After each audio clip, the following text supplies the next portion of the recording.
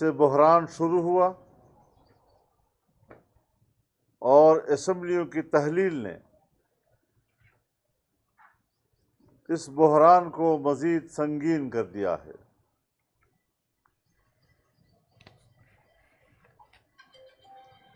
ملک میں انارکی کے حالات پیدا کیے جا رہے ہیں۔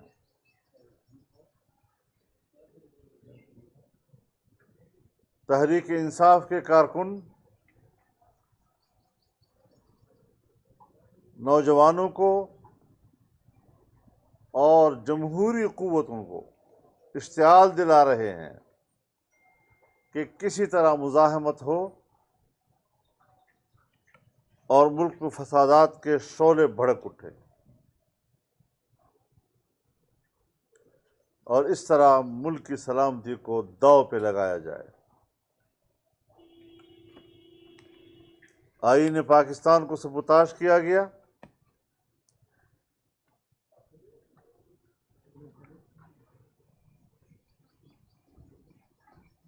جو ملک کی وحدت کے لیے اساس ہے، اور اگر آئین نہیں رہتا یا آئین کے ساتھ اس طرح کھلواڑ کیا جاتا ہے، اس کی اہمیت اور اس کی توقیر کو خاک میں ملایا جاتا ہے، تو پھر صاف ظاہر ہے کہ پاکستان کے وجود ایک سوالیہ نشان بن جائے گا، اور اس کے لیے پاکستانی قوم کو ایک آواز بن کر اٹھنا پڑے گا۔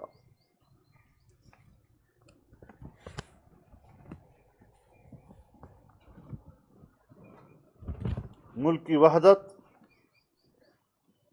پارلیمان اور اس کی بالادستی، جمہوریت، یہ پاکستان کی نظریاتی بنیادیں ہیں جنہیں ہلا کر رکھ دیا گیا ہے۔ آئین کی اسلامی دفعات، عقیدہ ختم نبوت کا تحفظ،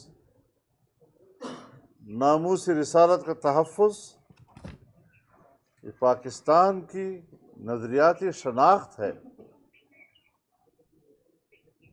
جو ان کے نشانے پہ ہے۔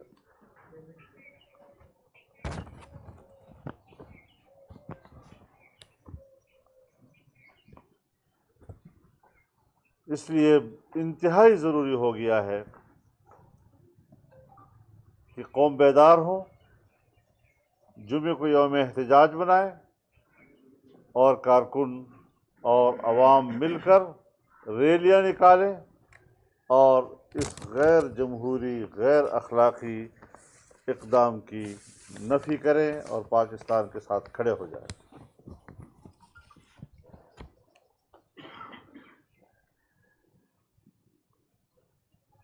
ہمارے اداروں کی بھی ذمہ داری ہے کہ وہ آئین کے تحفظ کے لیے اپنا کردار ادا کریں۔ عدلیہ کی آزادی ہو، اسٹیبلشمنٹ اور بیوروکریسی کے فرائض کی ذمہ داری، اور پارلیمنٹ کا دائرہ کار جو آئین متعین کرتا ہے، اس کا تقاضا ہے کہ ہم اپنا کردار اس دائرہ کار کے اندر ادا کرنے کی ضمانت دیں۔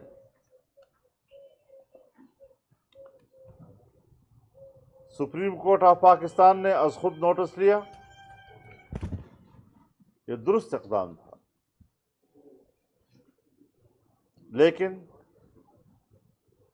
نارمل پروسیڈنگ سے عوام میں بے چینی پیدا ہو رہی ہے۔ ترجیحی بنیادوں پر ڈپٹی اسپیکر کی رولنگ کو کالعدم قرار دیا جائے، اراکین کو عدم اعتماد کا ووٹ استعمال کرنے کا حق دیا جائے، نئے وزیر اعظم کے انتخاب کا حق دیا جائے، اور پھر آئین کے تحت اپنی اختیارات کو استعمال کرتے ہوئے وہی آئندہ الیکشن کی تاریخ دیں اور اس کا شیڈول دیں۔ اس نام نہاد حکومت کے غیر آئینی اقدامات سے پاکستان کے اندر منصفانہ انتخاب کی کوئی توقع نہیں کی جا سکتی۔ ہم پہلے بھی کہہ چکے ہیں کہ دھاندلی کی پیداوار حکومت ایک دفعہ پھر دھاندلی ہی کی کھوک سے نئی حکومت جنم دینا چاہتی ہے۔ تعجب کی بات یہ ہے کہ کیبنٹ ڈویژن نوٹیفیکیشن جاری کر چکی ہے کہ وہ اب ملک کا وزیر اعظم نہیں رہا ہے۔ صدر مملکت زبانی کہتا ہے کہ وہ کام جاری رکھے، اور اس حوالے سے کوئی نوٹیفیکیشن نہیں ہے، اور اب ہو بھی نہیں سکتا، کیونکہ کورٹ کہہ چکی ہے کہ اب کورٹ کے فیصلے کے بغیر کوئی اقدام نہیں کیا جا سکے گا۔ اس کے باوجود وہ کس طرح پرائم منسٹر ہاؤس کو استعمال کر سکتا ہے، پرائم منسٹر سیکریٹریٹ کو استعمال کر سکتا ہے، وسائل کو استعمال کر رہا ہے، اور بیوروکریٹس کو اپنے گھر کیسے بلا رہا ہے، مراعات کیسے حاصل کر رہا ہے۔ اس نے تو پاکستان کے خزانے کو شاید مال غنیمت سمجھ لیا ہے کہ بس اس کو سمیٹو اور ہڑپ کر جاؤ۔ اتنا آسان نہیں ہے کہ آپ پھر اس کو ہضم بھی کر سکیں گے۔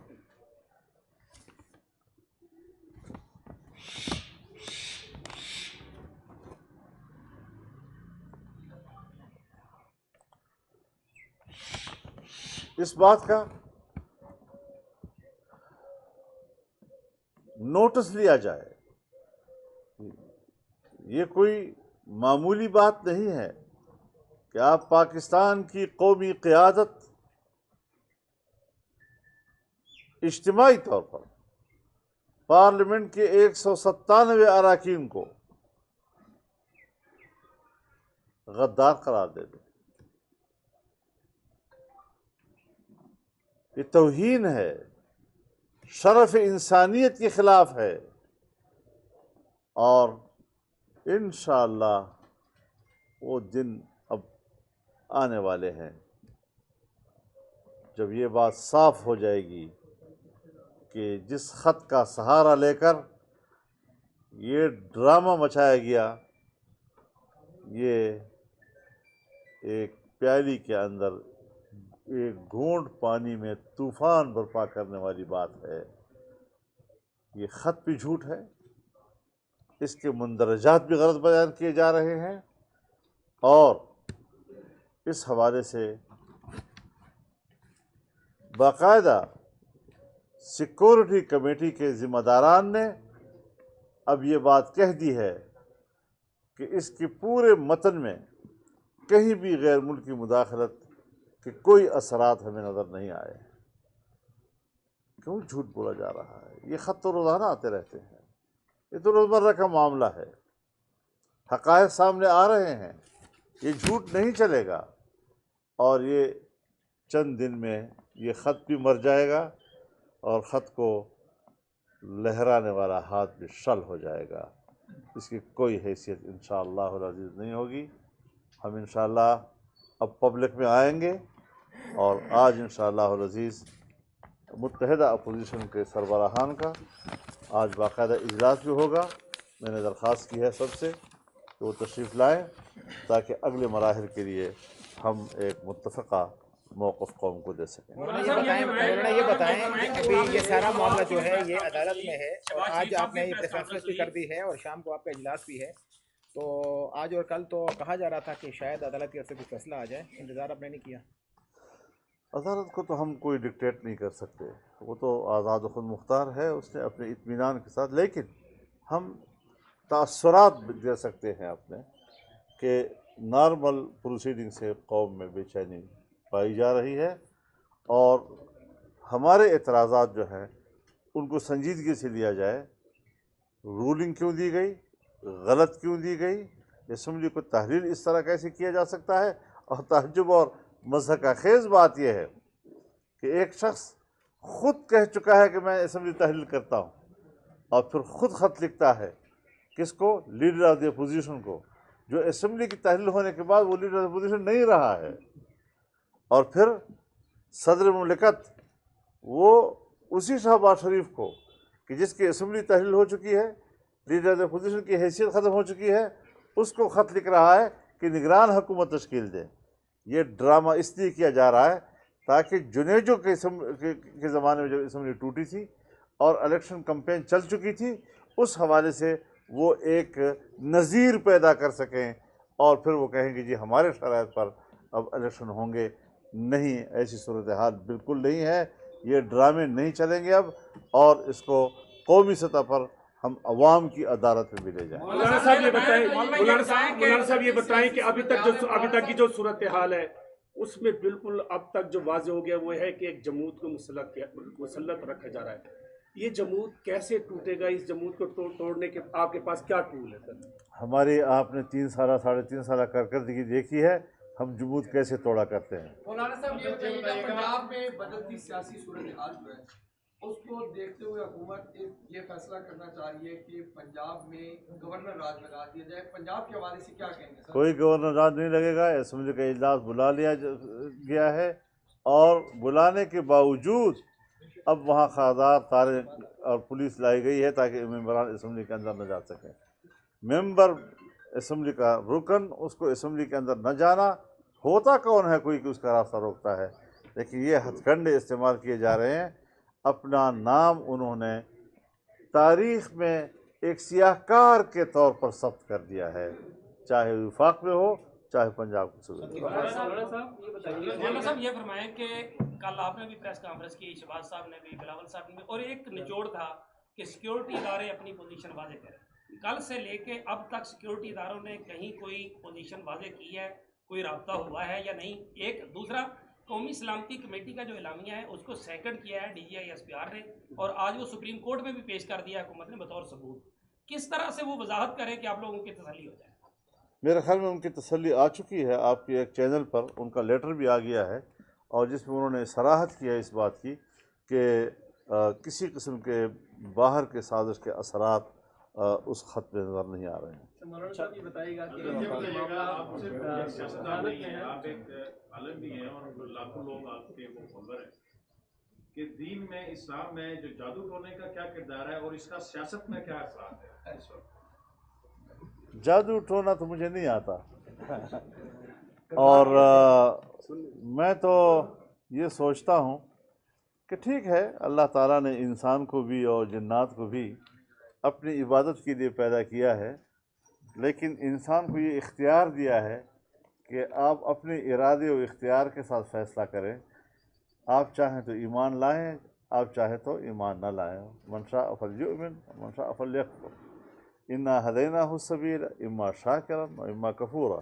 یہ انسان کو اختیار دیا گیا ہے، جنات کو اختیار دیا گیا ہے، لیکن جنات خدا کی وہ مخلوق ہے کہ جو انسان کی تخلیق سے پہلے خلافت اس کے ہاتھ میں تھی، سو وہ خلافت میں ناکام ہوا، اور ناکام ہونے کے بعد اللہ نے اس کو سزا دی، اور پھر اس کے بدلے میں اس کا خلیفہ انسان کو پیدا کیا گیا۔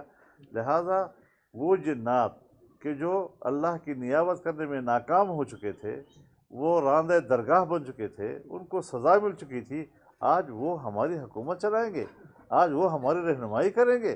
یہ ناکام شدہ مخلوق جو خدا کی خلافت میں ناکام ہو چکی ہے، اب انسان نے نظام کو چلانا ہے، اور جو انسان جنات سے رہنمائی لیتا ہے وہ جنات سے بھی بدتر ہے۔ یہ فرمائیں کہ سر اگر کوئی مناسب فیصلہ آتا ہے سپریم کورٹ سے یا نظریہ ضرورت ماضی بھرا پڑا ہے عدالتوں سے، تو پھر کیا حکمت عملی؟ ہمیں نظریہ ضرورت نہیں، ہمیں نظریہ جمہوریت چاہیے۔